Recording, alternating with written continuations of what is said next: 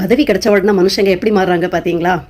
அதாவது தேர்தல் பரப்புரையில் தேர்தல் அறிக்கைகளாக கொடுக்கும்போது திமுக கஜானா காலியாக இருக்குன்னு யார் சொன்னாங்க? கஜானா எல்லாம் நல்லா தான் இருக்கு, நிதி இல்லாமல்லாம் இல்லை, நிதி எல்லாம் அப்படி கட்டுக்கட்டாக இருக்க தான் செய்யுது.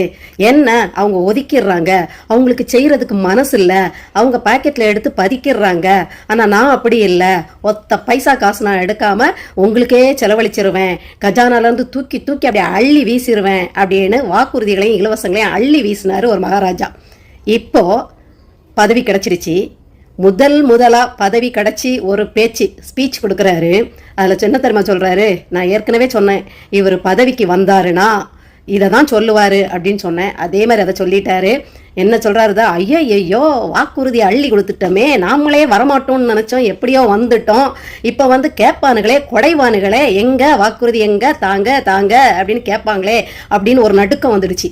நடுக்கம் வந்தோன்னா ஐயா என்ன சொல்கிறாரு தெரியுமா, இப்போ கஜானா காலி ஃபுல்லாக தொடச்சி வச்சுட்டு போயிருக்காங்க. அங்கே எது இனிமே தான் தெரியும், எது எங்கே இருக்குது, எது எங்கே இல்லாமல் இருக்குது, எது அங்கே இருக்குது, எது அங்கே இல்லாமல் இருக்குன்னு இனிமே போய் பார்த்தா தான் தெரியும் அப்படின்ட்டு உதறல் எடுக்க ஆரம்பிச்சு உளர ஆரம்பிச்சிட்டாரு. அதில் வேற நம்ம கண்டுபிடிச்சிருவோமோன்னு பொடி வச்சு பேசுகிறேன்னு நினைக்காதீங்க அப்படின்னு பொடி தான் வச்சு பேசுகிறாரு. இங்கே 10 லட்சத்துக்கு மேலே கடன் இருக்குது, இங்கே டீச்சர்களுக்கு கொடுக்கறதுக்கு காசு இல்லை, இங்கே செவிலியர் போராட்டம், ஓய்வூதியம் கேட்டு போராட்டம், தூய்மை பணியாளர்கள் போராட்டம். இதையே தேர்தல் அறிக்கையில் கொடுத்த திமுகவுக்கு செய்கிறதுக்கு மனசும் இல்லை, பணமும் இல்லை.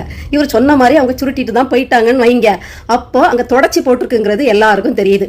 நாம் தமிழர் கட்சி அண்ணன் ஒருங்கிணைப்பாளர் சீமானவர்களும் அதான் கேட்டாங்க, எப்போ அங்கே தொடச்சி தானே போட்டிருக்கு, நீ பாட்டுக்கு அள்ளி தெளிக்கிறிய, எப்படி கொடுப்ப அப்படின்னு கேட்கும்போது தான் கஜானாலெல்லாம் இருக்குது, அவங்களுக்கு கொடுக்க மனசு இல்லை அப்படின்னு ஒரு புது கவிதை பாடினாரு.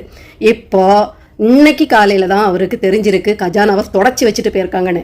நீங்கள் சொல்லும் போதே சொல்கிறீங்க, என்ன சொன்னீங்க, பாக்கெட்டில் எடுத்துகிட்டு போயிட்டாங்க, ஒதுக்கிட்டாங்க, பதுக்கிட்டாங்க.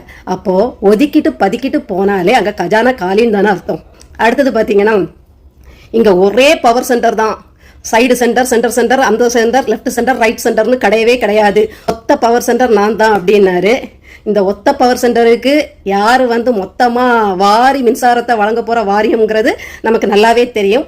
அந்த நட்டு வச்ச டிரான்ஸ்ஃபார்மர் மாதிரியே சுற்றிட்டு இருக்குமே, அதுதான் மொத்த பவரையும் வாரி வழங்க போகுது அப்படிங்கிறது நமக்கு தெரிஞ்ச கதை. யாருன்னு உங்களுக்கு புரிஞ்சிருக்கும்.